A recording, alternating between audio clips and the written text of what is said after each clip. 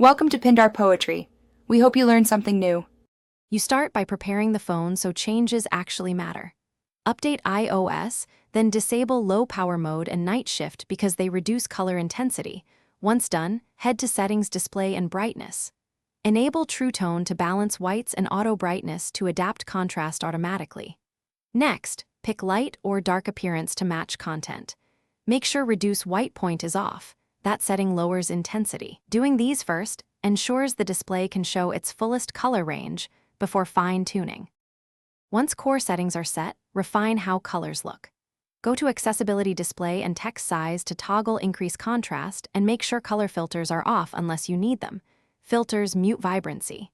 Use Display Zoom to change perceived sharpness. Standard usually yields more natural saturation. Manually set brightness, then test with vivid images outdoors at 60 to 80% to evaluate. If colors look washed, reduce true tone slightly. These steps adjust how your brain perceives color and contrast, not just raw numbers. Finish by optimizing content and checking for faults. Use HDR videos and apps that support wide color, P3, so you see the display's full gamut. Calibrate by comparing known good images. If colors still look off, restart the device and, if needed, reset all settings to clear profile conflicts.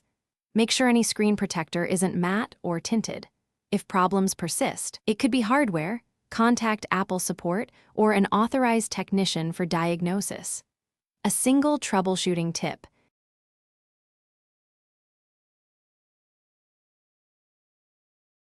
Thanks for watching. Consider subscribing if we helped you.